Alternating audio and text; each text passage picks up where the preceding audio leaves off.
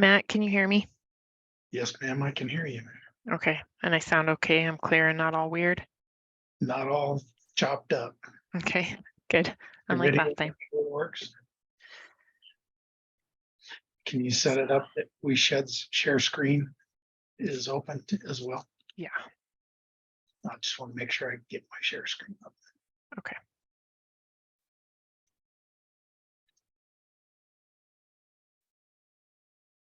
Very good. Thank you. Good.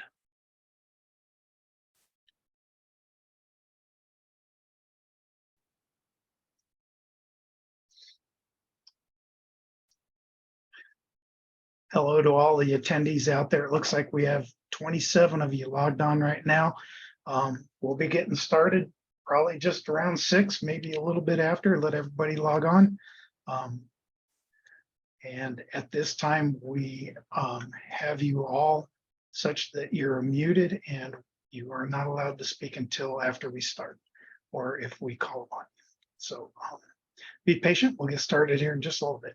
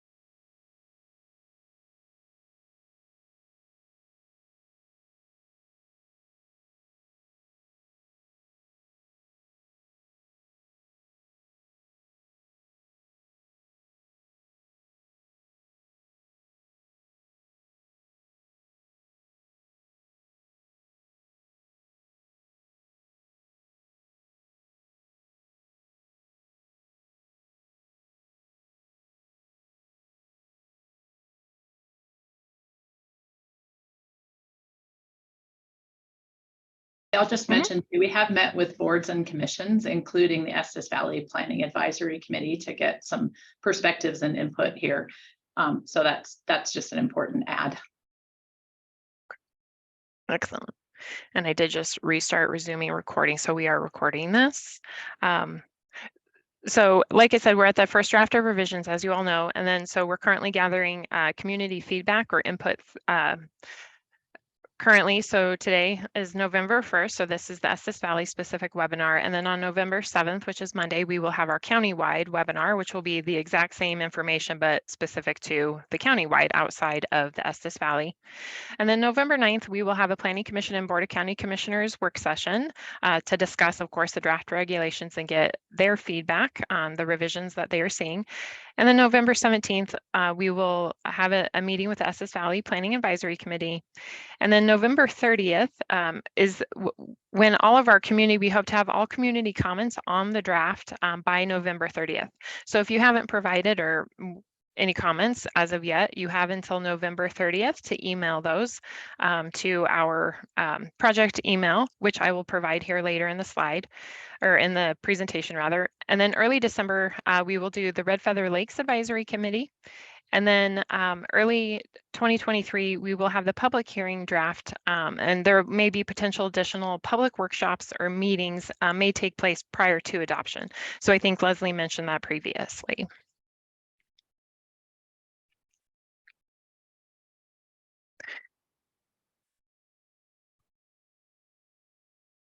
So the initial public discussion draft regulation document, so before we dive into that document, this will just give you a little bit of a layout of how the document is organized. And then I will touch upon in the next 2 slides, so the revisions to some of our definitions, and then I will also touch upon our approval processes that we currently have in place.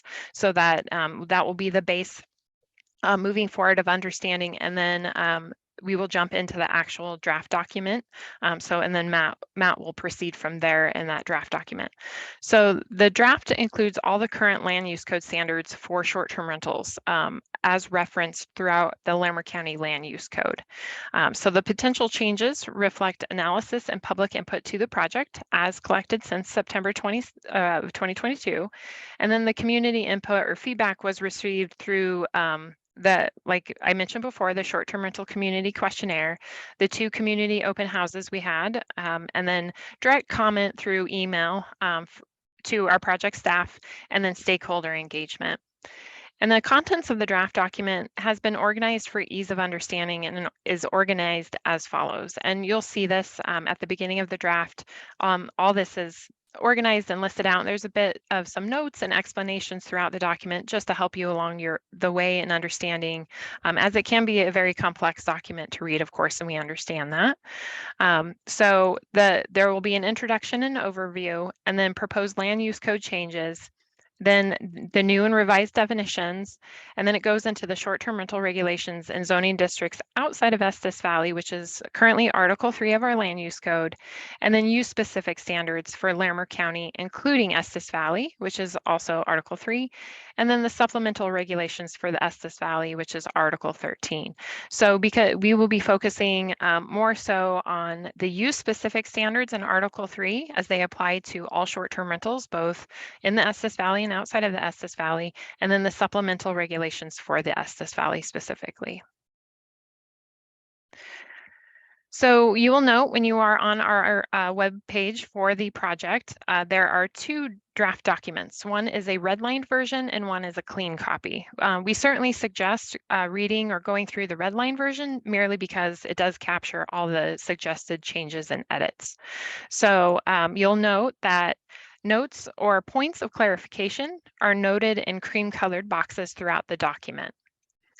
And then proposed changes are indicated in blue font with strikeouts for changes or removal and new additions underlined. So you'll see that in the middle of the screen. And then multiple options or points for further discussion are highlighted in yellow. So in some instances, and there's very few, that will have maybe an option 1 or an option 2, as the language may be slightly different or what have you. Just really quickly, I was going to just, for people who didn't catch it, the web page where this lives is the larimer.gov/planning/short-term rentals. And so if anybody's looking for the draft, that's where it is. Sorry to interrupt, but just to help people. For sure. And then on one of our concluding slides, I will also bring that back up. So I'll bring back up our project email where you can send your comments or questions, and then also the project web page. So I will definitely show that here in a little bit. Okay, so then moving on, we do have some new and revised definition suggestions in the document. So currently, short-term rentals are defined as small and large, and they're often referred to as STRs, as many of you likely know. So small is 10 or fewer occupants. So again, a short-term rental with 10 or fewer occupants who are part of one party or a single group of renters. And then large is greater than 10 occupants who are part of one party or a single group of renters. So in the revised document, you will note that we have further broken it down into full and limited. So a full short-term rental, the suggested is unlimited or unrestricted in the number of nights rented per year. So currently we do not restrict the number of nights per year that a short-term rental can be rented. So then with these suggested modifications, a limited short-term rental would be restricted to no more than 135 or another suggested number, depending, of nights per year as calculated from October 1st through September 30th. So what's important in creating these differences or adding categories is in part to make sure that these types work in the areas in which they're being proposed. For instance, looking at maybe the accommodation zone districts, commercial zone districts compared to residential zone districts. And then Matt will go on touch upon this a bit further when we look at the actual use tables and our land use code and how that correlates to approval process. So currently, we also have a bed and breakfast, which is there's a small and large category as well, and that is defined as an owner or operator occupied dwelling where short-term lodging is provided to transient guests. And again, the small is less than 10 occupants and large, it would be over 10 occupants.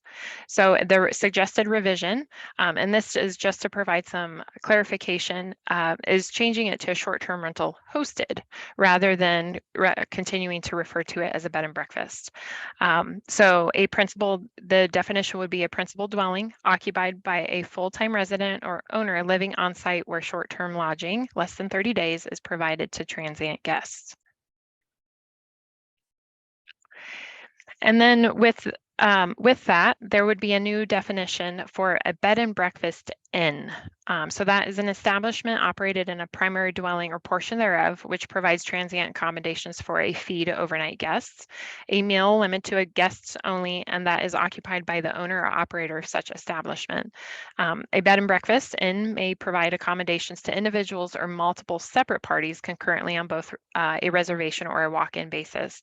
And the term party, as used in this definition, shall mean one or more persons who stay at a bed and breakfast as a single group, pursuant to a single reservation and payment.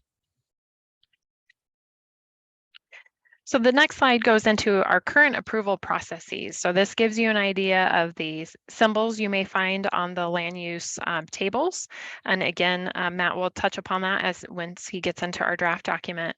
But just for a beginner, uses permitted by right are represented by an R and a cell. So if this is in a cell, it indicates that the use is permitted by right in the respective zoning district.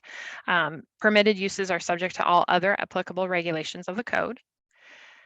So there wouldn't be an approval process. And then site plan review is symbolized by SP, and this indicates that the use is only permitted in the respective zoning district with approval of a site plan review, which is pursuant to the standards of the code and is subject to all other applicable standards. This review procedure does not include public notification of neighbors, but it does include a referral process to other agencies. So the decision is made by the planning director, so therefore it's an administrative decision. So then administrative special review is represented by an AS, and that would indicate that the use is only permitted in the respective zoning districts with approval of an administrative special review, and is subject to other applicable standards in the code. And this review procedure includes public notification of neighbors and referral to other agencies. So as we progress, it essentially is progressing in more requirements or more of a in-depth review through this process. So one of the changes you will note in our table of allowed uses is that a proposed modification or slight to the administrative special review, and it is represented with an AS and an asterisk.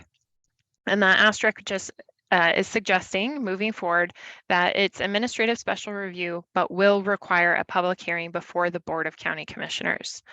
So the decision would in this sense be made by the Board of County Commissioners rather than the planning director. Then our special review is represented with an S, and this indicates it's only permitted in the respective zoning district with approval of a special review.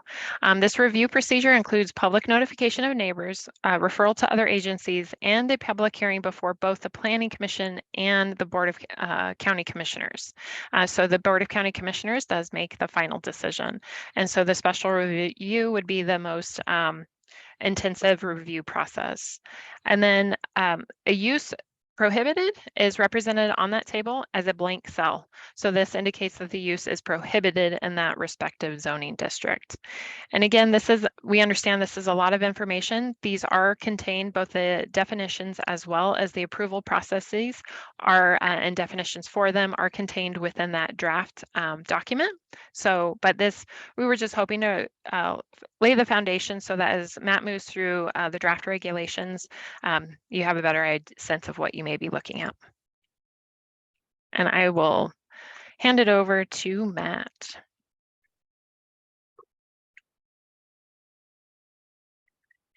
Thank you, Tom. Sorry, I think I maybe I can jump over it, I think.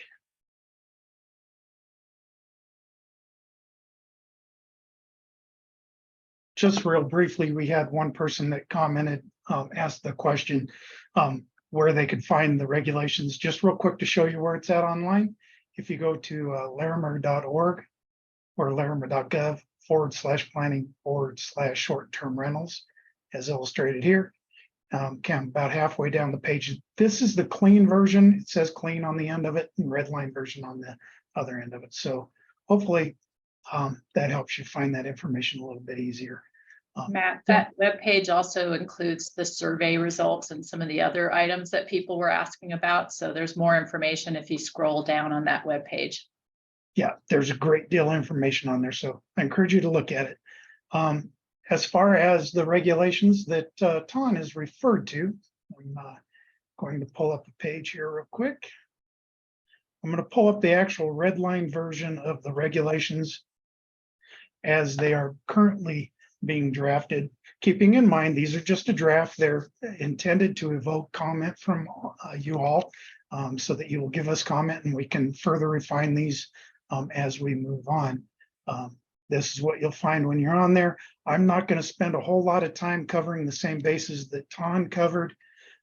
So bear with me as we go down through this. There's a couple of sections that talks about what the content is, gives a little brief overview of what's going on with new regulations and some of that stuff. And then it moves directly into some of the things that are being changed, primarily providing upfront the new definitions, which Ton just briefly touched base on, how we redefined a bed and breakfast as a bread and breakfast inn, how we've further defined short-term rentals as full and limited, what that means. That's all outlined here. So feel free to take time and look through those items and then provide us the impact or your comments on that as that goes on. It goes on, there's various places you'll find in here where, for instance, this was the term for dwelling, where a couple of word changes had to be made to pick up the changes that we're proposing. So those are outlined with the underlines in here and strike throughs if there's any in there. So I'm going to move through this rather quickly and move right down into what is our table of allowed principal uses. And I want to be clear on this. This first table here, and it's identified here, is short-term rental zoning districts outside of the Estes Valley. So this does not include those areas that we're really talking about tonight that are inside the Estes Valley. But if you have a property that's outside of the Estes Valley area, then this would be the table that you would be looking at. And just real briefly to explain these tables, this is what's in our land use code. And whenever you want to find a use that's out there that, you know, whether it's permitted in the county and what process it is, you would go to these tables. And for instance, here it shows that there would be a short-term host. And that was, of course, the one that had less than 10 guests. And then it lists up top, along the top here, the zone districts that are out there that are in our rural area of the county. And then each of the boxes will contain a prefix of some letters, which Ton explained. AS means administrative special review, and that's a special review process that's done administratively. And administratively means it's handled by the staff and ultimately can be considered for approval by the community development director, unless the director deems that application is worthy of Board of County Commissioner approval, and then she can forward it on to the Board of County Commissioners for their decisions. So you can see here that in our rural area, for instance, on this short-term rental hosted fewer than 10 guests, The natural resources or this NR district does not have anything filled out in that box. That means the short-term rentals are not permitted in that zone district. They are permitted in the FO district or the A district by administrative special review or any of these other districts. If they're followed by an asterisk, and that's a new designation in our code, what that means is it will be done as an administrative process, but the director will not make a decision on it. It will go forward to the Board of County Commissioners for a final determination on the application. So depending upon the level of impact associated with the use, some are more impactful than others. In this case, 10 or greater guests has a higher impact than 10 or fewer guests, and therefore it's believed that that should be reviewed by the Board of County Commissioners rather than just by the staff. So that's why you see the asterisks after that. If it has even a higher impact, you'll see that it has an S after it. S is the special review. That means that it would go forward to a public hearing process with the Planning Commission and then on to the Board of County Commissioners. And in the Estes Valley area, we actually take these forward to the Estes Valley Planning Advisory Committee. So it's quite possible that a special review application has 3 public hearings before it gets to the commissioners for the final decision. So our tables are all set up the same. They do the same thing here. I just wanted to highlight those things. If it's got a strike through, like you can see this AS is stricken through and it now has an S, that means that we're modifying that process to go from an administrative special review and stepping it up to a special review process. Under there, you can see that the explanations are provided here for your purposes. I'm going to move down through here because these are, again, this is the county-wide in our urban areas. This doesn't affect the Estes Valley area, so I'm not going to spend a lot of time in there. And I'm going to move directly into the use standards that you'll find in section 3 of our code for short-term rentals. And these standards are going to apply universally across the county. That means they're going to apply in the Estes Valley area as well as in the unincorporated part of Larimer County. Keep in mind, this does not apply anywhere inside the town limits of Estes. So if you own a property that's in the town limits and it's been approved for a short-term rental, these regulations do not apply to you. So as you can see here, we've renamed the bed and breakfast to bed and breakfast inn, and that comes up later. But we're now calling our current bed and breakfast definition a hosted short-term rental. And it'll have an occupancy of the total number of guests is where you take a bedroom, multiply it by 2, and that tells you how many guests you can have.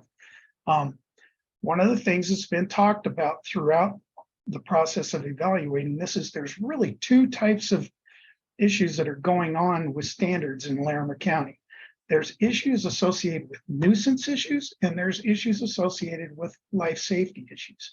And so a lot of these standards are built around either life safety issues or nuisance issues. Very few of them are built around the enforcement issue, which I saw some comments made in the question and answer section. And we're not considering enforcement actions. We just have not got that far in the regulations now as to how to do the enforcement actions. And we'll be presenting some new information on that later on this year or early next year. So here you can see is item 2 here, standards for hosted short-term rentals. Really, there's only one set of standards for them right now, and that's that a short-term rental, whether it's hosted or not hosted, is not going to be allowed inside the floodway.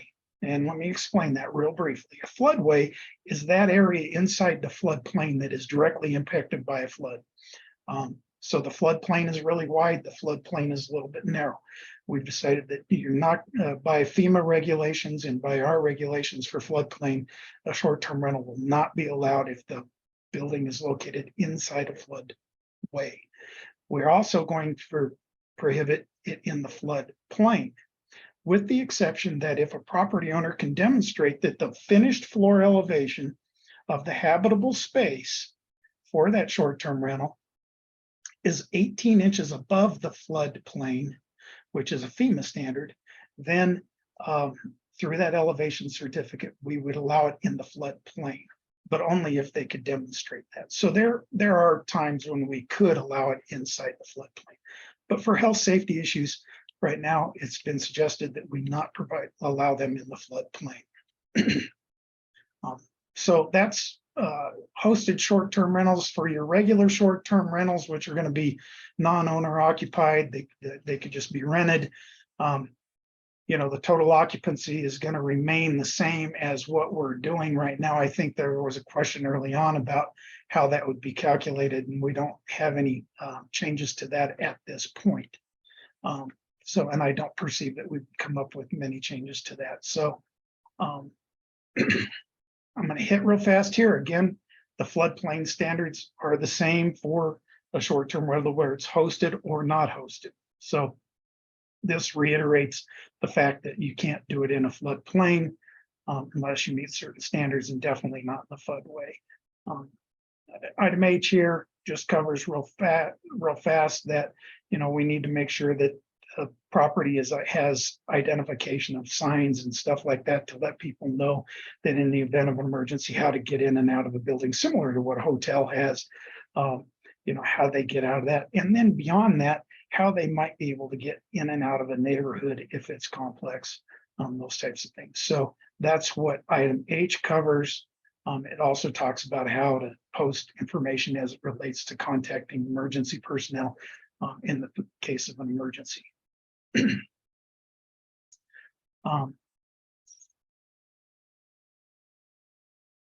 Accessory living areas, those are detached spaces that are attached to a single family. An owner can reside in that, but it's not to be used as a short-term rental. Only the primary dwelling is supposed to be used for that. It'll be the owner's responsibility to make sure that guests do not cause nuisance issues such as noise disturbances, disorderly conduct, and those types of things. And that's the whole idea of having a property management associated with these, so that if there are those situations, neighbors in the area could contact property management, come out and help solve that problem.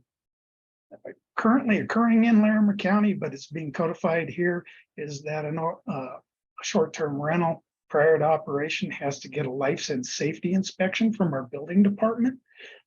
Many people think, for instance, that a bedroom is just a space with a closet in it, but a lot of times a bedroom is defined as having an exiting requirement, such as a window or other thing that meets certain requirements. And a lot of times we find what people think is a bedroom and are counting it towards their ability to have guests there is actually not considered a bedroom by the building codes and can't be counted for occupancy.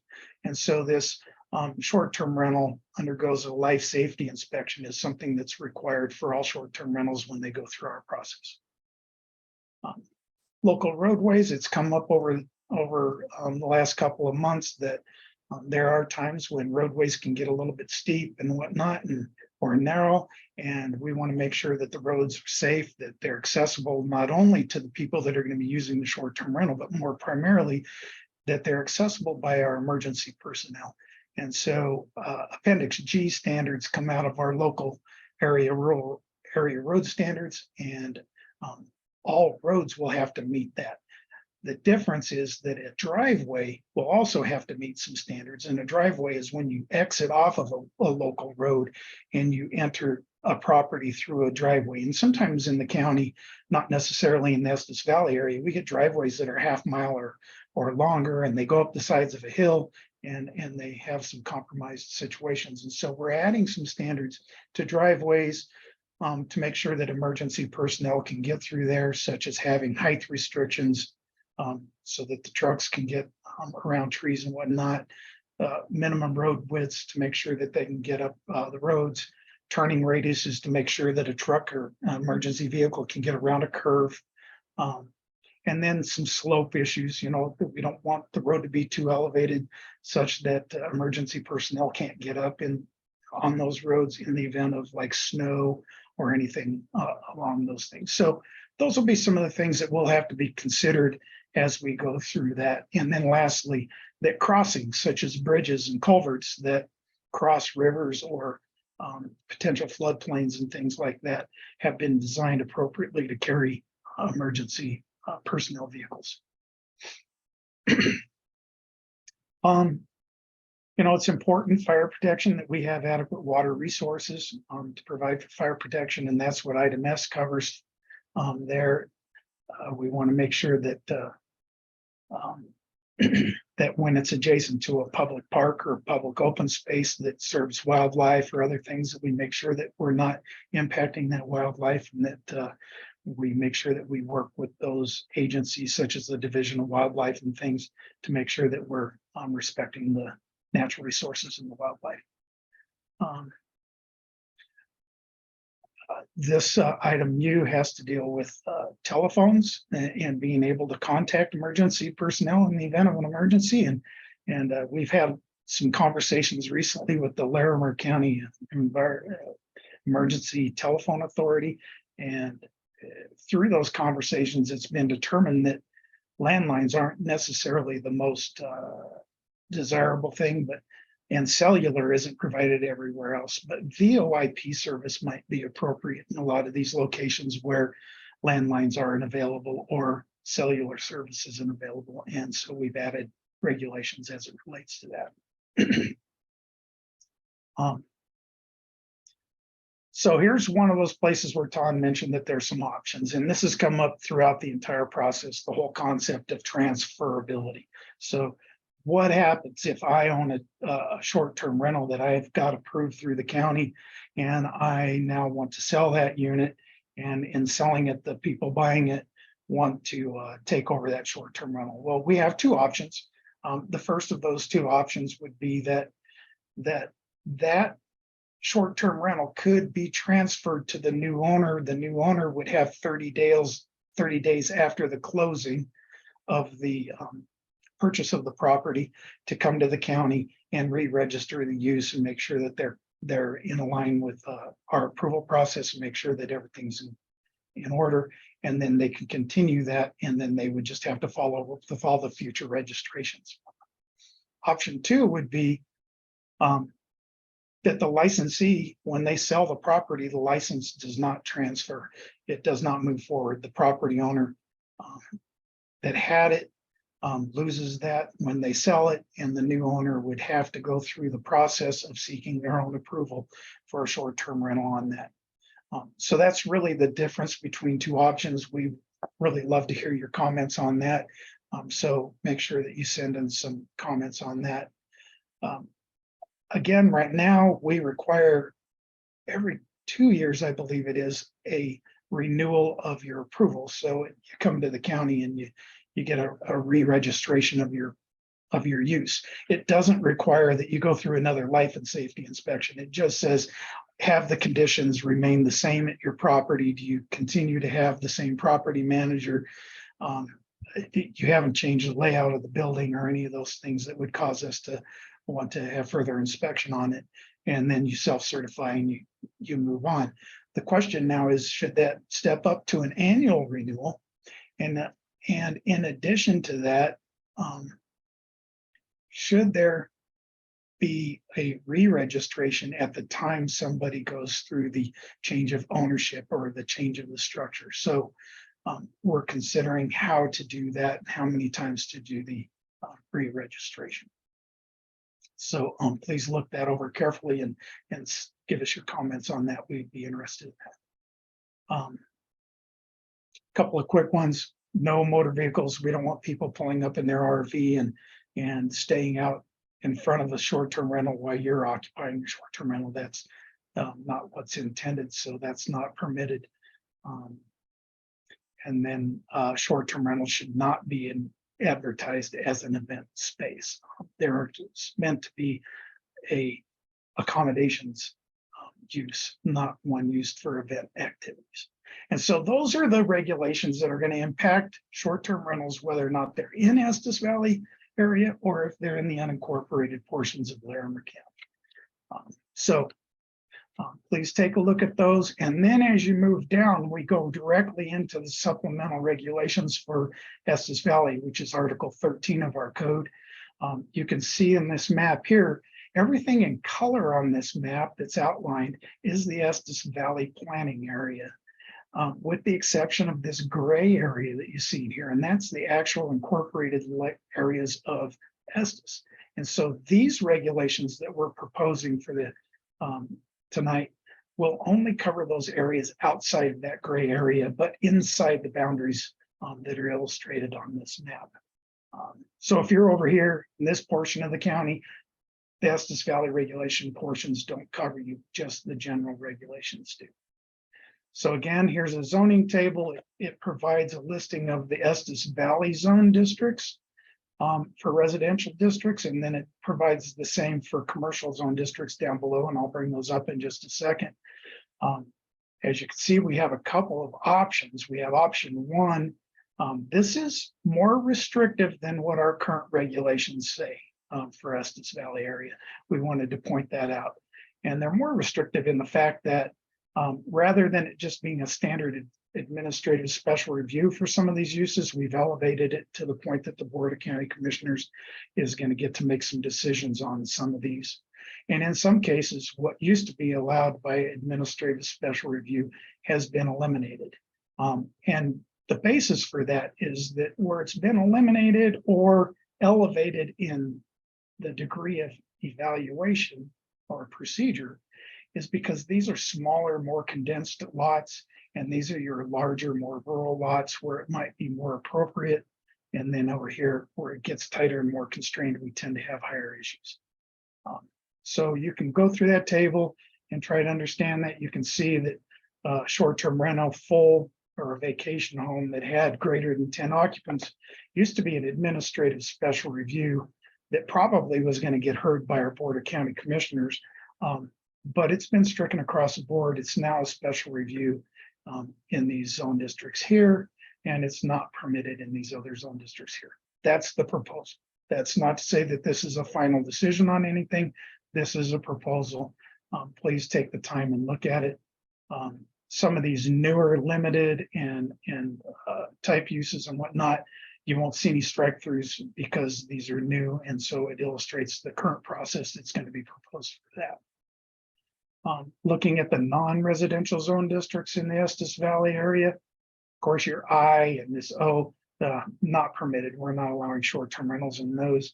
In your EVA and EVA1, it's been understood that we think that in accommodations district, a short-term rental is an accommodation use, and we should have a simplified process in many of those instances for those. And so what was an administrative special review is now going to be a site plan review. A site plan review means it's a use by right. We're going through the site planning process to make sure that it meets the technical requirements of the code, but nothing more than that.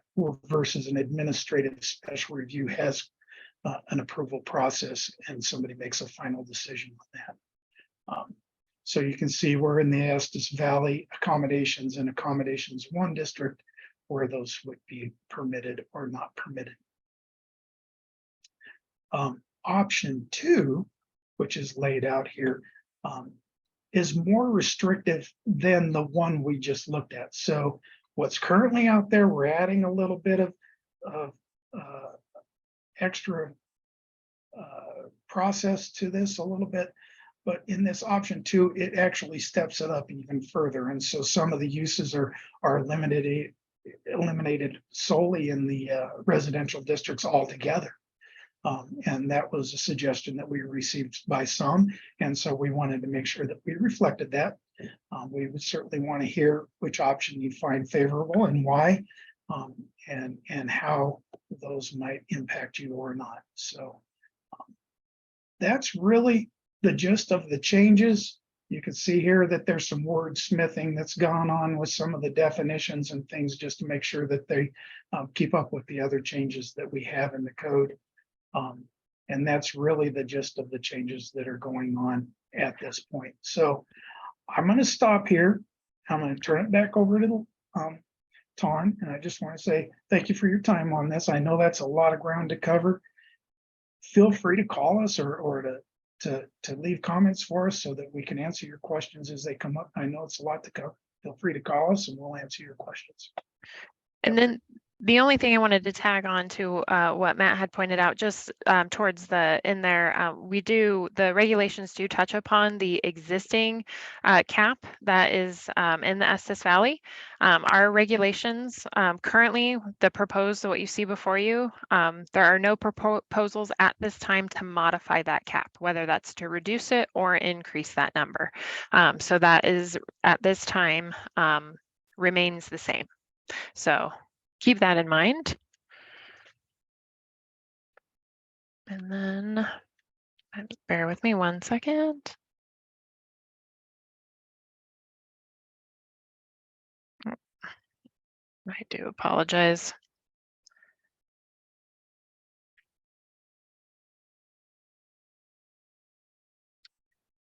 Okay. So the last 2 slides, we're just finishing up our presentation. So this is just to give you a bit more. So as we move forward with the community feedback, so the opportunity for you all to provide feedback or comments. So during the comment period, each participant will be given 1 opportunity to comment. And each participant will be given a specific amount of time to comment based on the number of individuals participating in the comment period. So here in 1 moment, it's likely, I believe Leslie will ask that those of you who would like to provide comment to raise your hand, but we will get to that 1 moment. And then we'll determine based upon the time we have and what have you, what that time frame looks like. And the more specific you can be in your feedback, the more helpful. So if there's a specific regulation that you have suggested language or what have you, please certainly provide that in your comments. And then if you continue to have questions, you can continue to put them in our Q&A tab, or you can email them to our project email. Additionally, any questions or feedback following this presentation that come up after you've mulled all this information over, we ask you to email it to myself, Ton Hillenbrand, at luc2020@larimer.org. And at any point in time in this process, if you have questions or anything comes up pertaining to this topic, you are free to email that and we will get back to you. And then again, this is the draft regulation, project information, and project timeline. If you'd like more information, this is the web page, and that is where Matt initially took us to show you where the 2 draft documents are. And additionally on that page, there's a wonderful whole bunch of information. So summaries of our questionnaire as well as our open houses can be found on our project webpage. Again, the timeline that gives you what has already occurred and what moving forward. And we do periodically update that as the information becomes available and we get dates solidified. And then of course, current regulations are also out there for ease in a PDF document. So if you want to sit and compare like a clean copy of the current regulations with the draft document. So all that helpful information, and then anything as we move along. So summaries from this as well as the presentation and our webinar next Monday will eventually also be posted so that they will be there for your viewing. So now I will go ahead and pass it on to Leslie. Okay, thank you, Ton and Matt. So if we could just have a show of hands of people who are interested in making comments this evening. I think given the volume of people who are here participating, we'll probably suggest a 2-minute limit. And I think we should probably presume that we'll go till 8 this evening instead of 7:30, unless it turns out that many of you don't want to comment. We also have a lot of questions in the question list. And so we'll probably answer questions over the next few weeks or month, and we can post those online too. So we may not be able to answer all the questions this evening. We want to make sure we have a chance to hear from you all. So at this point, I see almost 15 people who wish to make comments. Oh, numbers going up. So we'll want to make sure we have time for all of you. And the other option is the next meeting that Ton mentioned on the 7th. It is geared more for countywide regulations, but certainly if you have comments about the Estes Valley and you'd like to jump on there, that's an option. And if we need to set up a format to hear from more of you, again, we'll certainly do that too. So, all right, at this point, I see maybe almost 20 people who would like to make comments. So that will probably take us through the hour if we do about 2 minutes each. And we'll be taking notes as you speak. We'll go ahead and time it, and we'll open up the floor, starting with Heidi Welch going first, and then Eric Lund, and then Don Noka are the first three who we see here. So Heidi, I'm going to unmute your microphone and you can go ahead and make your comments and we'll get you going. Thank you. Hello, can you hear me? Yes. Hi, yes, I just had a question as to whether or not the proposed changes apply to existing short-term rentals in residential areas within the Estes Valley. The proposed regulations would apply to any new applications that would come in after the time of adoption. So, and then if you have other questions, please put them in the question bar and we'll make sure to answer those questions for everybody. Did you have other comments that you wanted to make, Heidi? No, thank you. Okay, thank you very much. We will move on to Eric Lund and then Don Noka. And go ahead and unmute yourself, Eric. Thank you very much. So I have two comments. My first comment is that regarding the driveway modification for emergency vehicles, if you try to proceed with that, I believe you will eliminate like 90% of our rentals in Estes Park area. I think that's ridiculous. My second comment is that I think you need to lengthen the time for comment, because you guys are really pushing us for comment and meeting with short-term rental associations, which really need to have a long-term, I think, discussion with you guys about these policies, and you need to get their input. And I don't believe that you've had enough of that. So I really believe that you need to lengthen the time and the deadlines. And I think your calendar is very aggressive and way too short. All right, thank you, Eric. And we will go on to Don Noka. And Don, you should be able to unmute yourself and make your comments. And then after Don, we'll have Rich Chiappi and Greg Rosner.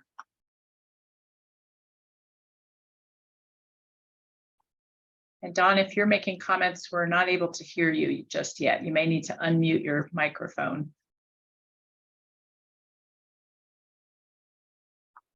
Okay, why don't we come back to Don and we'll go on to Rich. And then after Rich, we'll come back to Don and then Greg Rosner.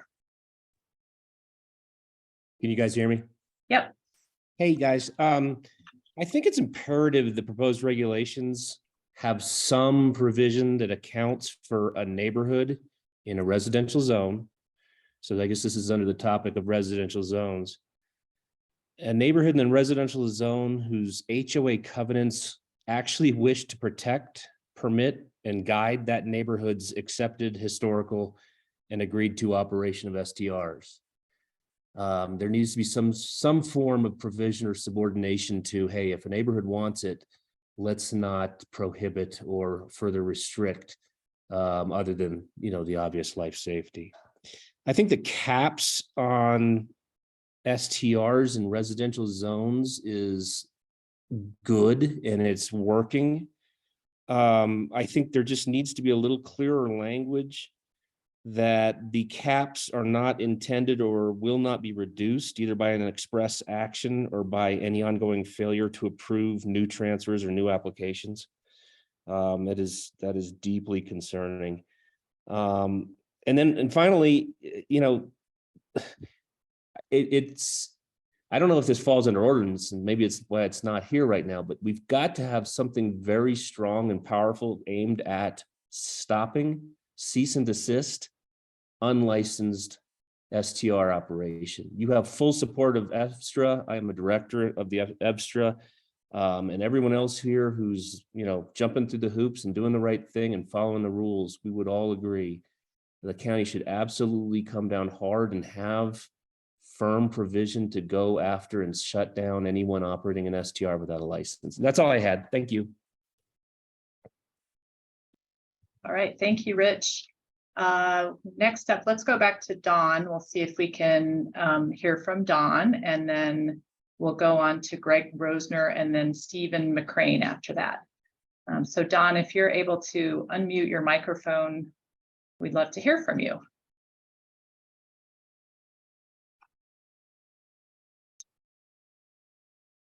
Okay, let's try. Sorry, my timer's being errant. Okay, let's try. We'll hear from Greg. Maybe we can come back to Dawn another time. Greg, or let's see. Where did you go, Greg? Okay, Greg, you should be able to unmute yourself.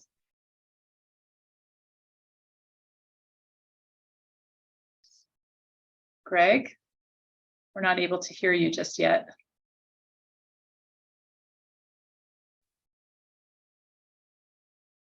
No, I can see that you're unmuting and muting, but we're not able to hear you.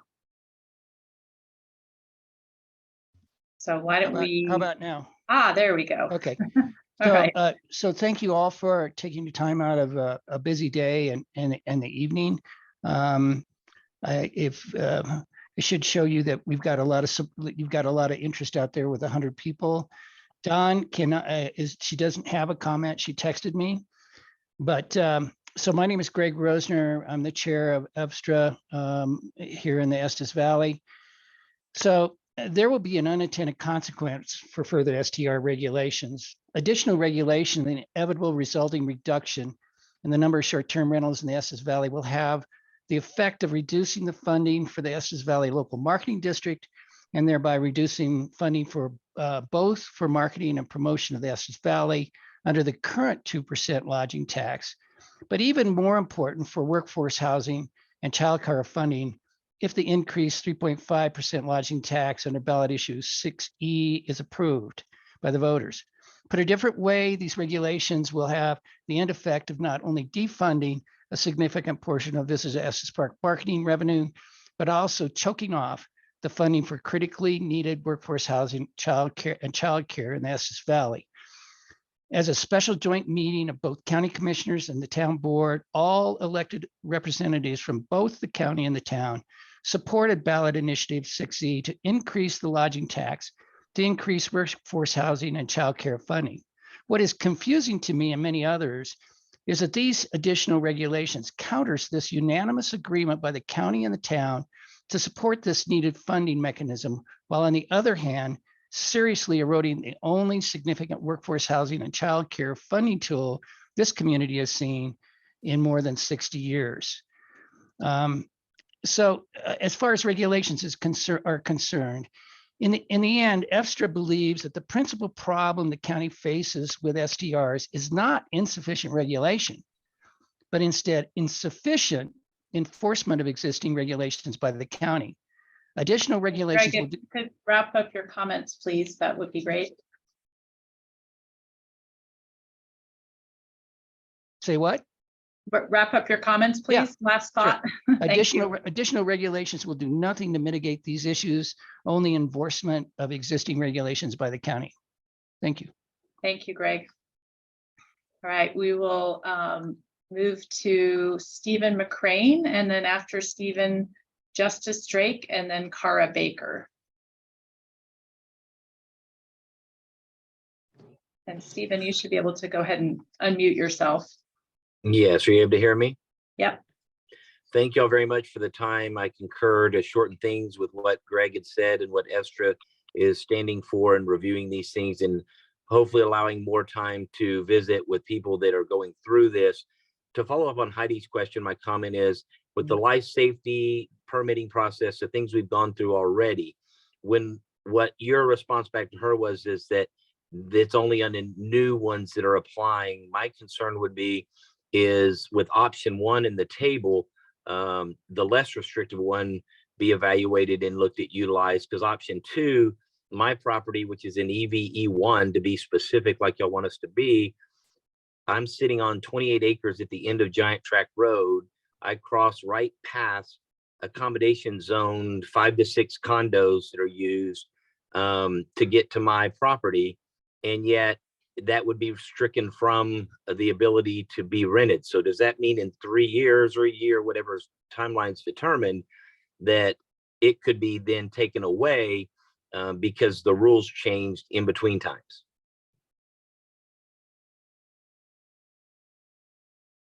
Okay, are you done with your comments, Stephen? That may be a question we'd follow up on, but I think we understand your concern and sentiment around that.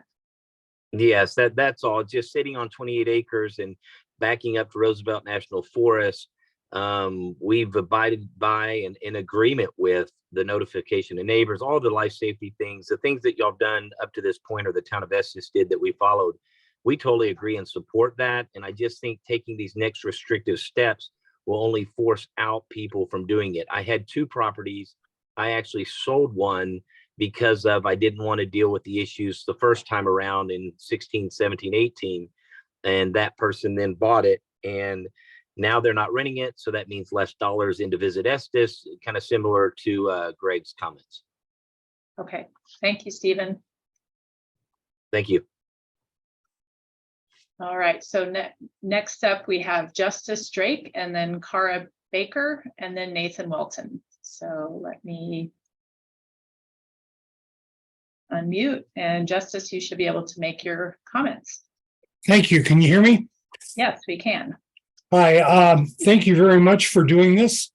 My primary concern or observation has to do with accountability. We have a vacation rental of our own. We have a neighbor who has never contacted us or notified us that they have a license and they're renting out as a vacation rental. We have no idea who to contact in case of an emergency or urgent problem or a nuisance. Visitors that were out in the Broadviews west off of Marys Lake Road. So visitors from around the neighborhood and other vacation rentals go traipsing across private property. We have no idea who to contact, and we end up in confrontations with people traipsing around. Guests have driven their ATVs around the neighborhood on county roads where they're not permitted and onto private property. And those confrontations, at least one, has gotten ugly. We have no idea who to contact because those vacation rentals are outside of the distance required for notification. And then we see open fires at vacation rentals. Just yesterday, I walked by a vacation rental. They had an open fire on a deck. I have no idea who to contact. And, you know, after our fires a couple of years ago, a lot of us are really nervous. So it'd be nice to have a local number somewhere where we could turn to. And the only other comment I have to make is that we're in favor of transferability. If we were to sell out or pass away, would our heirs be able to continue to rent out the vacation rental? Thanks. Thank you, Justice. Next up, we have Kara, sorry if I'm mispronouncing your name, Baker. And you should be able to unmute yourself. Hi there, it's Kara, like Sarah. Okay. I have a couple comments. First off, the AS designation, does that mean that a committee will get to decide?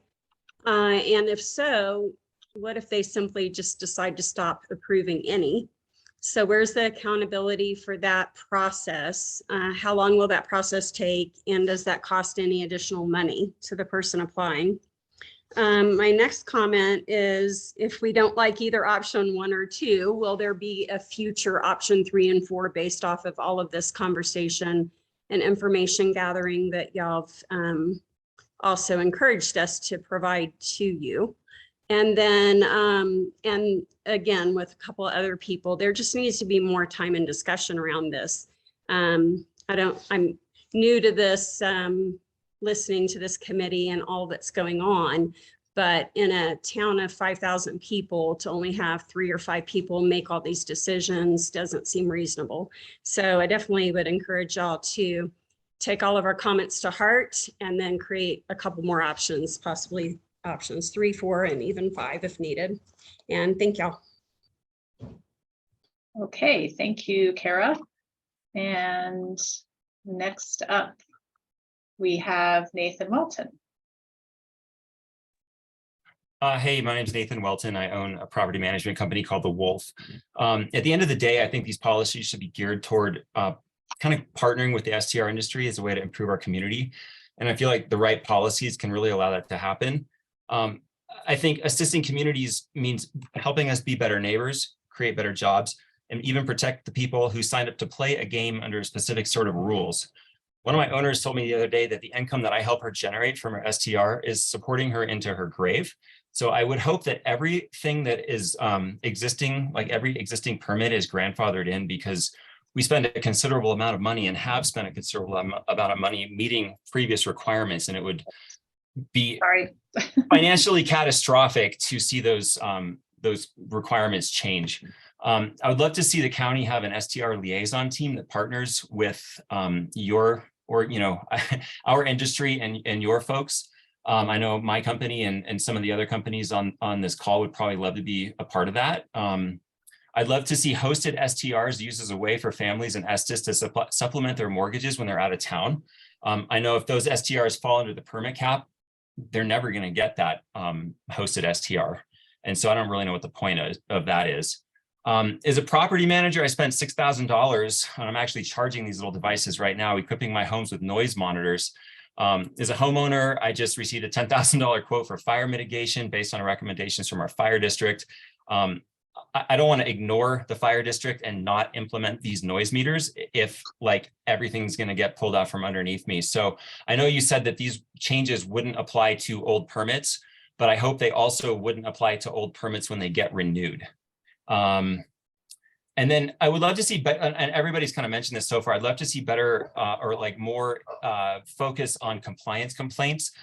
As another owner mentioned, nobody knows who to call. I manage a home that received a complaint in a noisy hot tub, but none of the neighbors ever called our company.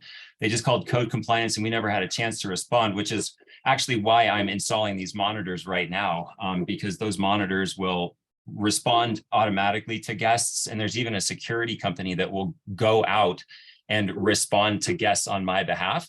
And I don't think that necessarily should be a requirement of permitting, but I think it's a great idea and I'm implementing it and I want to lead by example. So I'm just footing the bill to make that happen. Those are my comments. Yep. Thank you. Thanks. Thanks, Nathan. All right, so next up we have Andrew Graham and then Joe Kavdira. Sorry if I'm mispronouncing. Andrew, you should be able to unmute yourself and make your comments. Thank you very much. My family has vacationed frequently in Estes Park for 40 years. And most of the time we've rented single family vacation homes when we were here.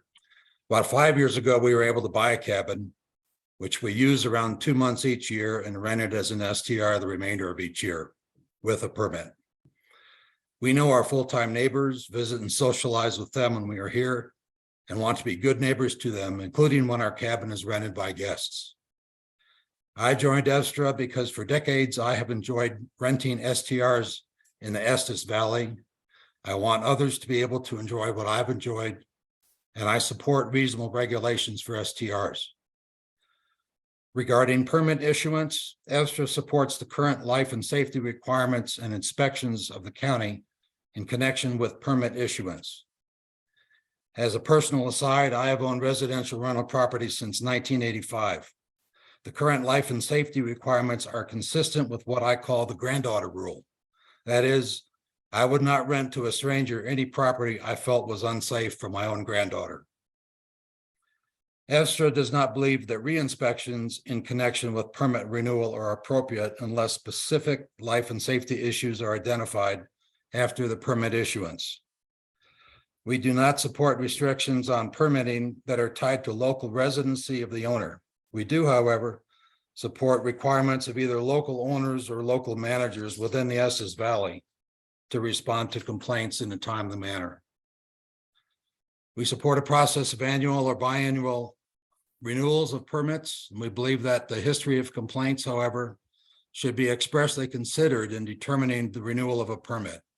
All complaints should be verified based on objective criteria that have been determined to have been violated. Standards for issuance of an unrestricted renewal, provisional permitting, or revocation and renewal of, or non-renewal of a permit should be clear and determined by the historical number of verified complaints utilizing such previously mentioned objective criteria. And And I want to thank each of you very much for providing this opportunity for comments. Good evening. Thank you very much, Andrew. All right, so next up, we have Joe Kivdera and William Brown, and then James Meek. Hey, thanks, Leslie. Joe Kavadra, and just want to say thanks for taking the time to get a chance to comment on this, and completely agree with Greg's, Nathan's and Andrew's comments as well. But more importantly, in addition to that, transferability, I think, is absolutely key and critical, you know, to their point, you know, being able to even transfer our license to our daughter if we pass on, and continue moving forward based upon the investments that a lot of us has put into our properties going forward. I'd like to highlight again the code complaint item as well. The only code complaints we've ever had in the 5 years that we've had our property, this particular property in Estes, is around our lights sticking below the downward light requirement. You know, literally 1/4 inch light bulb sticking below it. That's it, right? I mean, and how do we address that, and how do we get you know, that shouldn't be counting against it since it's literally just a light bulb. Comment on the requirements around the driveways and the phone line capabilities to have some type of voice there.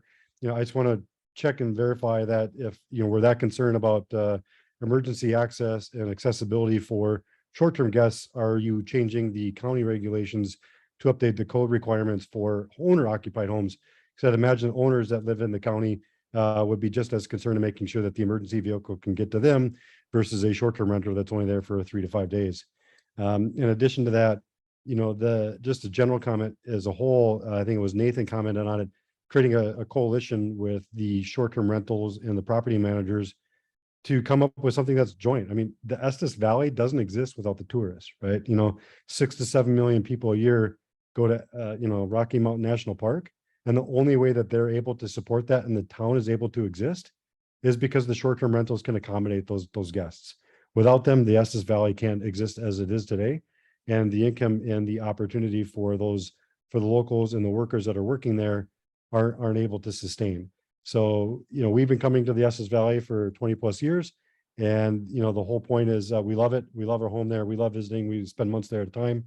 And, you know, the goal is to make sure we can work together, because without it, the Estes Valley can't be what it is today. And we love what it is. Right, perfect timing. Thank you, Joe. And next up, we have William Brown and then James Meek.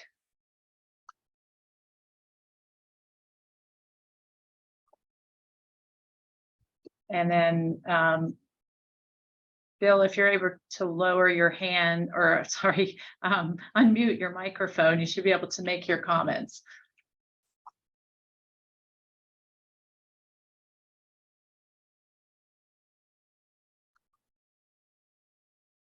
We're not able to hear you just yet.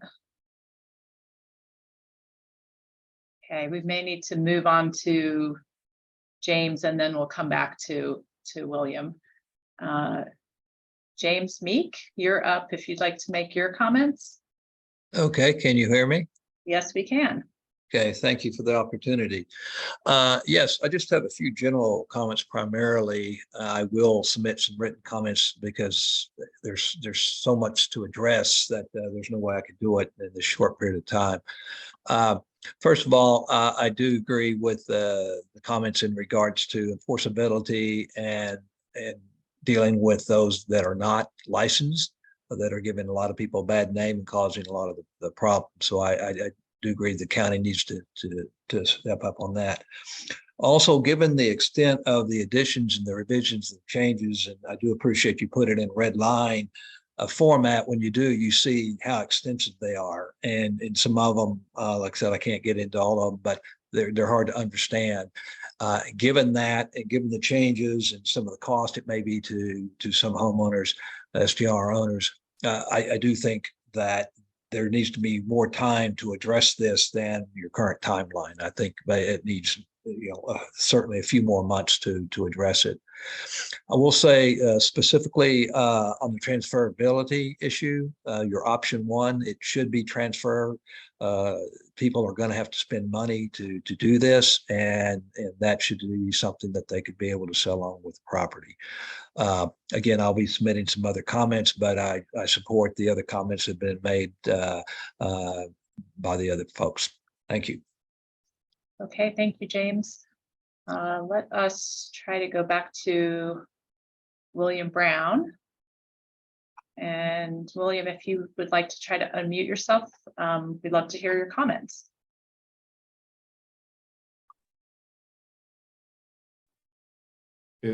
Hello? Oh, there we go. Unfortunately, I'm not Will Brown. That makes it more confusing. Who is it that we're Sorry hearing about that. from? But I'm Dick Mulhern, so let me make a comment. Okay, great, thank you. Yeah, my name is Dick Mulhern. I'm a board member of the East Valley Short-Term Rental Association, who you've heard from tonight many times. And I want to thank you for this opportunity that you guys are here at 7 o'clock, 8 o'clock at night. That means a lot to me. And I like the idea that you're going to hear all of the stakeholders, and we're going to slow down and consider the input and the ramifications of these proposals. You know, I think that Justin Drake mentioned what he mentioned, and Nathan hit on the main thing that we're looking at is we believe that one of the significant problems is the confusion among residents on who do we contact to resolve complaints. You know, some call the Estes Park Police, even if it's not in the city. Some call the Larimer County Sheriff. Some call Larimer County staff. Some call commissioners. And we believe it's essential to consolidate reporting of complaints into one central regulatory body so that the county and town know who to act as the central registry for complaints. And then they refer people to those complaints to that entity. This would be to involve designating a particular appropriate governmental body to investigate and respond to complaints and make sure other governmental bodies refer complaints to this central registry. You know, and I want to let you know that Avestra wants to assist the county in responding to these kind of complaints. We'd like to identify if the complaints pertain to permitted licensed short-term rentals. We want to act as an intermediary between county and managers, and to help resolve such complaints and correct any non-compliance or explain why an owner is in non-compliance. You know, our members, our owners, our managers are committed to ensuring that the licensed short-term rentals comply with all applicable regulations and intend to help ensure that short-term rentals are a good neighbor. This is in our best interest. This is our focus. We understand that the county has a lot of focuses, and that's why we want to help.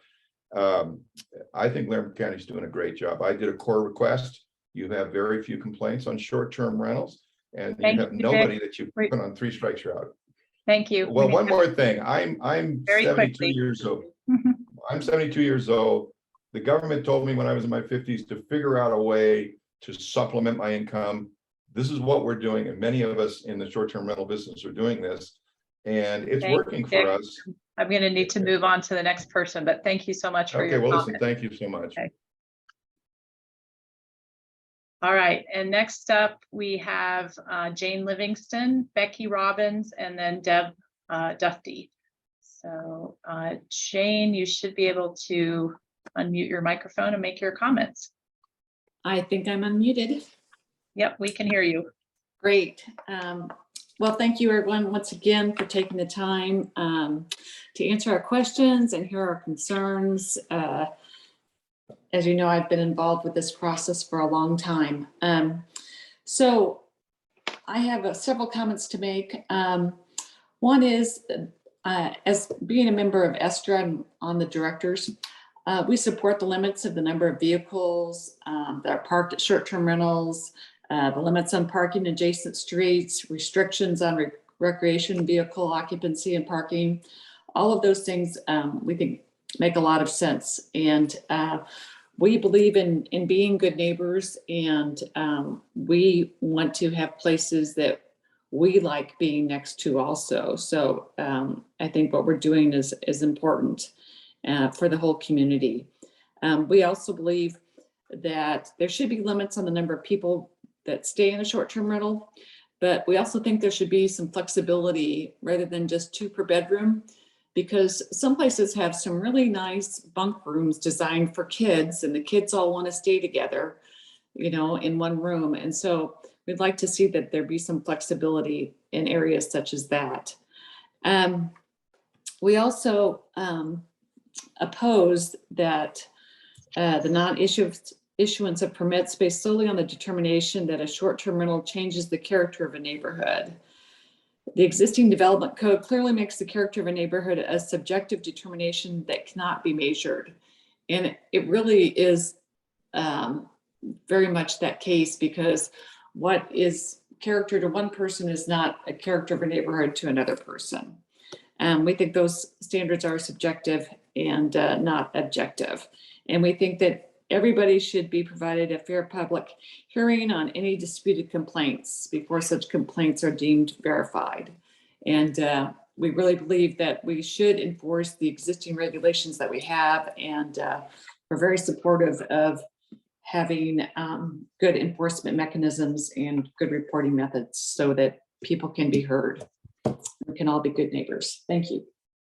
Thank you, Jane. All right, next up we have Deb Dufty, and I think Heidi Shepherd after that. So Deb, if you'd like to unmute your microphone, we'd love to hear from you. Hi, good evening. This is great. My dog has taken this opportunity to take a big drink of water right off the computer. I am not a member of EFSTRA. I'm just a regular old homeowner. I live here full time. And well, I guess I'll start with the positives first. I concur with all the EFSTRA reps who have spoken in that I think that for short-term rentals, that the abutting neighbors should receive a notice as to the fact that the neighboring dwelling is an STR, with the contact information for whomever they should contact, and also what that building has been approved for. I have a friend who volunteers for the Park Service, and the almost violent encounters that she's had over the summer, just in dealing with the parking lot at a particular hike.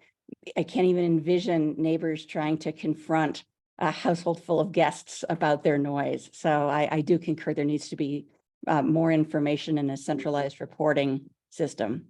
I actually do believe in this idea of a character of a neighborhood, just because one can't define it.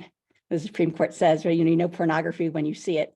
When I think of the area in which I live, the idea of a full-time, what do you call it? A full-time STR that accommodates more than 10 people I live in a very quiet, very rural area. Those are reunion cabins. And to me, that sort of mega STR just belongs in an accommodation district versus a residential district. So in my years here in Estes, I've never felt that the commercial/business sector lacks voices. I think I'd love to hear some homeowners speak up, but I think there's a difference between running a business and between people who want to live here in Estes, but go away for several months and want to be able to have someone in the home and get some income. And so to have that perspective rather than supporting business, regardless of residential areas, it's okay to say no. I tell my kids that all the time. So I support the work you're doing, and it's clear you've put a lot of work in, and I look forward to seeing what else you guys turn out. Thank you. Thank you, Deb. All right, next up we have Heidi Shepherd and then Joanne Olerenshaw. Heidi, you should, whoops. Let's see. Nope. I just lost Heidi. Let's try that again. Okay, Heidi, you should be able to unmute yourself. Okay, thanks. First of all, I just want to say I really appreciate all the time you put into this. I did want to speak up because I'm also very concerned about the driveway regulation. We only have one vacation home, but have literally poured all that we have into our home in Estes. We're there about a quarter of the time and we're on A1 zoning. My husband works in emergency services, so naturally made sure that all was fine before purchasing our property. And I believe that the county should have evaluated the access before even granting a building permit, let alone A1 zoning. So to me, it seems unthinkable now that this could change. So I believe that existing property should be grandfathered in for as long as they stay as rentals. In our situation, we have 30 acres and a half-mile driveway. And obviously we're no problem to any neighbors. We've never had a single complaint. I mean, I do really carefully, talk to each person before they come. And we communicate to every renter, giving them the option of a free cancellation if they're not comfortable with the driveway. But if the new driveway regulations were enforced for existing properties, there would be a tremendous amount of driveway reconstruction that would completely change the nature of the hills and the mountains around town. I mean, something we could do, but it would just really completely change the look of our whole mountain. And so I'm definitely in favor for more time to really look at the ramifications of all that's proposed and to really think of, what is fair and right to people who have invested all that they have literally into their home up in Estes. Okay, thank you very much, Heidi. Sure. And we have next up Joanne Ollerenshaw and then Becky Robbins after that. Hi. Thank you very much for all of the work that you all have been doing and really taking all of our comments and consolidating them into a major document. I really appreciate all the work that you've done. And the reason why here in Estes Park, we have Halloween on Main Street and close off all the streets is because we don't really have the kind of neighborhoods that Loveland or Fort Collins have, I mean, we don't have sidewalks. It's very different. And so just as many people have said, yeah, if you require some of these things, i.e. like the last person's comment on the roads, it'll change our entire yard area because of the road in which you need to, or the driveway in which you are requiring.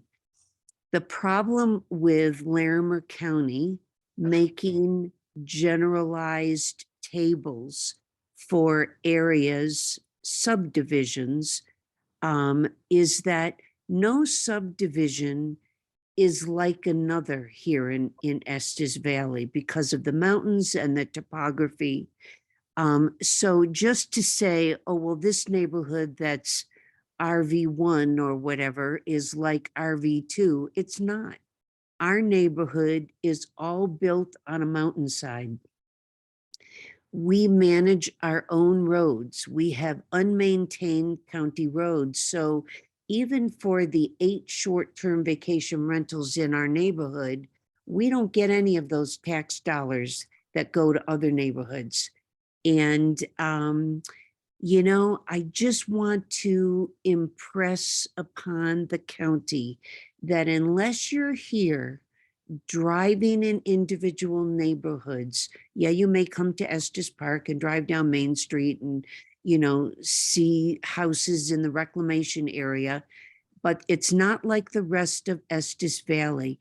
And it just can't be a whitewash of this is how we're going to do it in all of these areas because they are so different.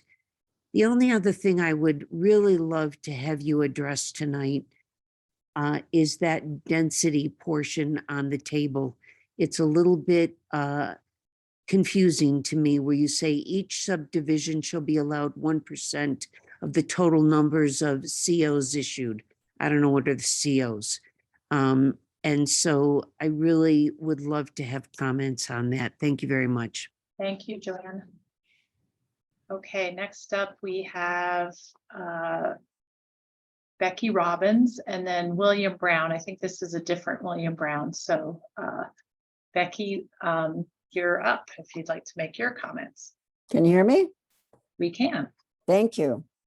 Well, there's I'm on the, I'm a director for the Estes Valley Short-Term Rental Alliance, and I own a long-term rental and a short-term rental. And the only complaints I've ever had were on my long-term rentals, and they were to the workforce here. And they made a mess of the house and the neighborhood, and my neighbors were upset. We have a very quiet short-term rental property, never had a complaint, and we watch it carefully. My comments about the regulations are along the lines of what Jane said. What we saw today can't possibly be all the regulations, because there's nothing in there about fire hydrants and sprinkler systems and the adverse effect in a neighborhood. But what I'm concerned about is ambiguous language in the regulations, like situations adversely affecting the neighborhoods, because I've been on several of the Larimer County Planning Advisory Committee meetings, and they've turned down every single application, and the applications were turned down because of neighbors saying that in some way or another that short-term rental is going to adversely affect their neighborhood. So we need more time to go through the language, especially our advisory council, because our alliance, because every word is important and can be reinterpreted by a lot of ways by a lot of people. So give us more time, please. That's all I have to say. Thanks. Hey, thank you, Becky. William Brown is up next. Hey, you didn't unmute me this time. Okay. Apparently you unmuted someone else when you tried to unmute me. Oh, well, they had your name on there. So if you use somebody else's name to jump in, that sometimes will happen. So I take it this is the real William Brown? This is the real William Brown. Yes. All right. Hey, thank you for your time on this. I want to speak about a couple of things. First of all, transferability. As it's been mentioned before, people have put in lots of money in order to get this short-term rental license. And so, they feel like they're invested in it and need to have transferability. But one thing that I think is missing here, it's not really clear why transferability should be restricted. There's been no specific identification of that. And think of what happens in a residential zone where you have a cap. If you do not allow transferability for an existing one, they go to the end of the line, and then someone else can get one in that residential zone, but not them. So what you're doing is you're just changing the location where those short-term rentals are in residential zones if you do that. So I think you need to really think through that more deeply than you have about transferability, because all you'd really be doing with the residential cap is moving them around. The other thing that I wanted to mention was that in Estes Valley, our interests are way closer to the town of Estes than they are for the rest of the county. And it makes no sense to us that there would be inconsistencies in the regulations between the county and the town. They should be consistent.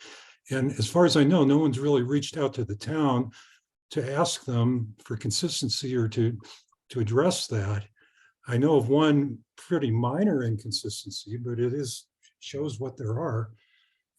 In the town, you get your occupancy by the 2 times the number of bedrooms plus two. While in the county, you only get 2 times the number of bedrooms. So it's already inconsistent, and that's probably not going to present too much of a problem, but anything else you're changing could present significant problems. The last thing I wanted to say is ESTRA has reached out. We sent some recommendations on October 20th, and we reached out to the county asking to partner with the county, and no one is connected with us to take up that offer. it's short-sighted to try to regulate an area without talking to the people and engaging in a conversation and collaborating with them. So please do that. Thank you. We'll look into that, and thank you for wrapping up your comments. And I do not see anybody else with a hand raised at this point. If anybody else would like to make comments this evening, now would be a great time to raise your hand and let us know. Okay, and that's if you haven't made comments already. So I do see some new names here. We'll go with Seth Hansen, and then Gary Naife, and then Scott Thompson. Seth, if you'd like to make your comments. Hey there, thank you for your time. I jumped on late. I was at my son's basketball game, so if this has been covered, forgive me. But yeah, I own property, as you know, Leslie, in the A1 districts, and there had been suggestions and talks of perhaps making that process a bit more streamlined for the A districts. And maybe I'm reading the new regulations incorrectly, but it seems like it's being treated just like the residential districts. So if I'm reading it correctly, I would love consideration to be given to the A and A1 districts, making the process a bit easier. It's right now, it ends up being about a, I don't know, 5-month process to do that. And given that A and A1 stands for accommodations, seems to be there should be a little bit more of a streamlined process for those districts. And forgive me if you've already covered this. So thank you for your time. Okay. Thank you. And since we're under your time, I'll just mention briefly that there are some proposals for some slightly easier processes in those districts. So okay. Thank you for that comment, but please do take a close look and let us know your comments. Thank you. Next up, we have Michael Miller and then Gary Naife. So, sorry, I'm moving a little slowly. Okay, Michael, if you'd like to unmute yourself, we'll hear from you now.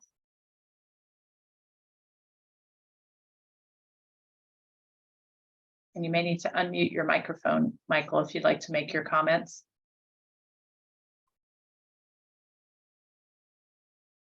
Okay, we may have to try back with Michael. We'll go to Gary. I got it. Am I too late? All right, no, not too late. Hi, I put in a question about 45 minutes ago that hadn't been answered. It's pretty simple. STRs up until now haven't applied to owner-occupied hosting of less than 3 paying guests. In your new regulations, I am outside the Estes Valley, by the way. Your new regulations seem to say that that will now apply to owner-occupied houses with less than 3 paying guests. My question is, how do you remove this right without some sort of compensation?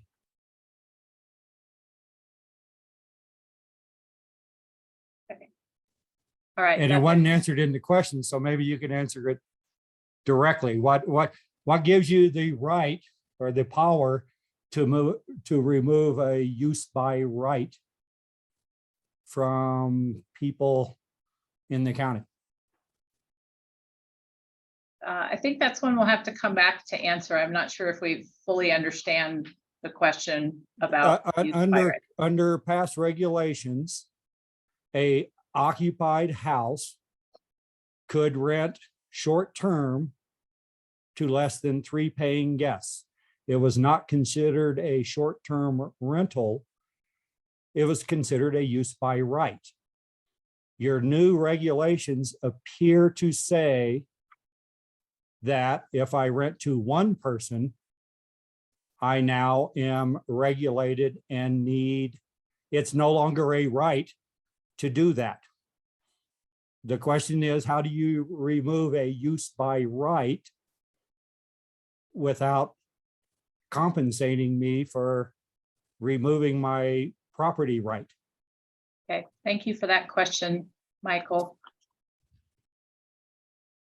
Okay, we have Gary Naife and then Scott Thompson, who are up next. And let me start the timer again. Gary, if you'd like to make your comments, please unmute your microphone.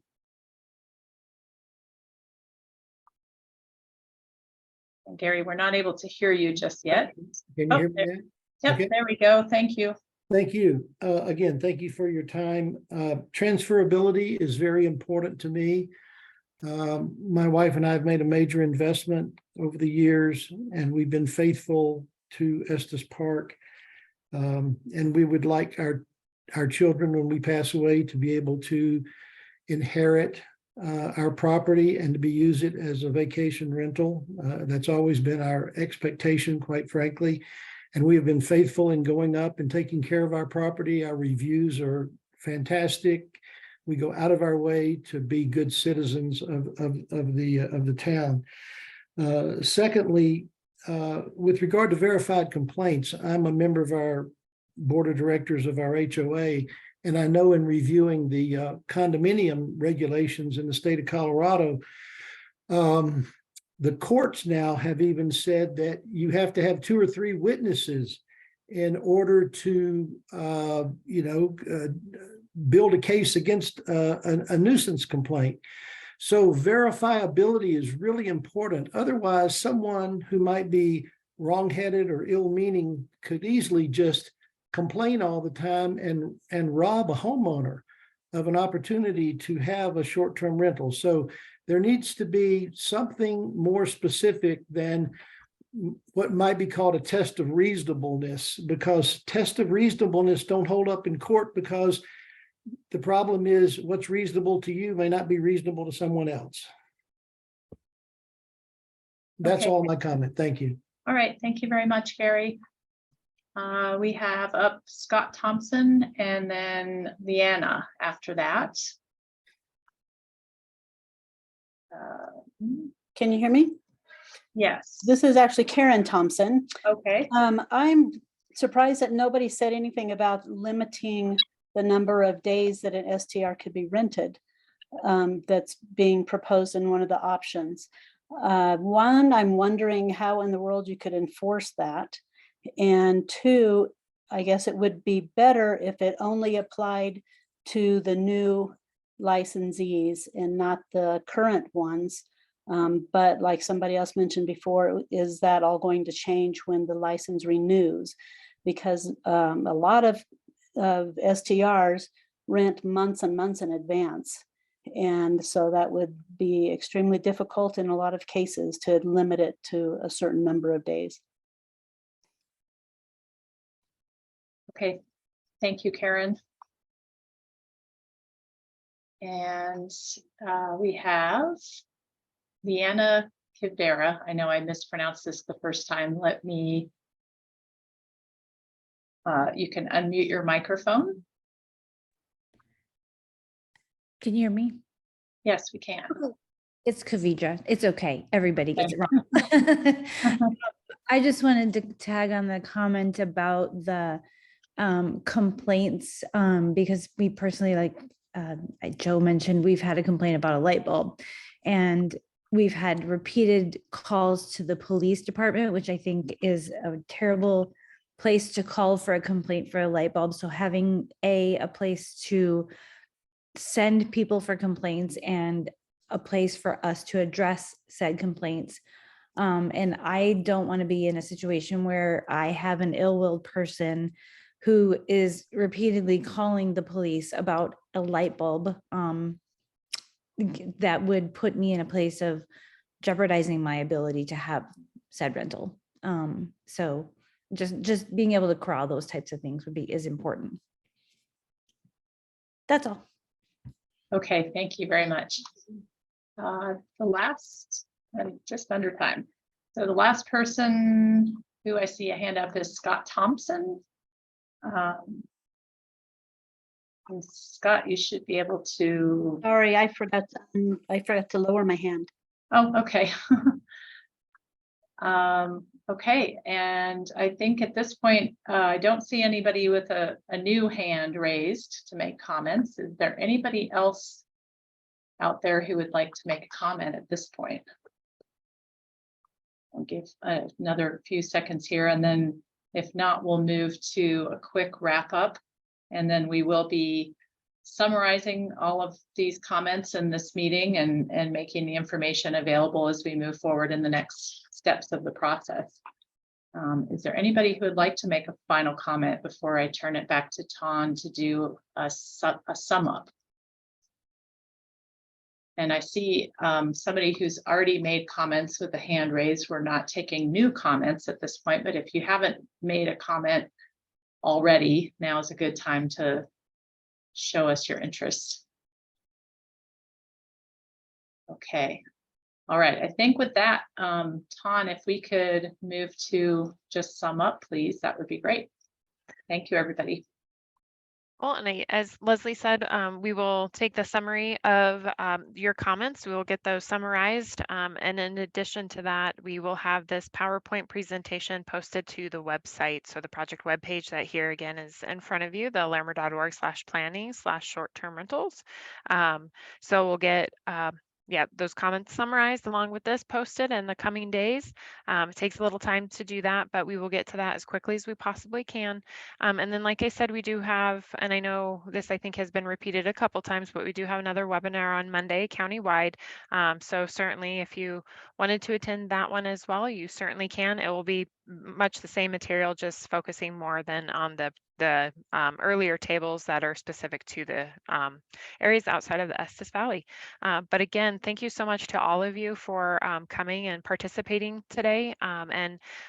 Yes, feel free to read through that document and send us your comments at the email on your screen, which is the luc2020@larimer.org.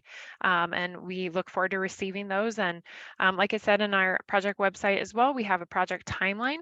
So additional dates are periodically updated. So as additional drafts become available or what have you, we will post all that information there on the timeline and the project webpage. So continuously check back so it will be updated. But again, thank you so very much.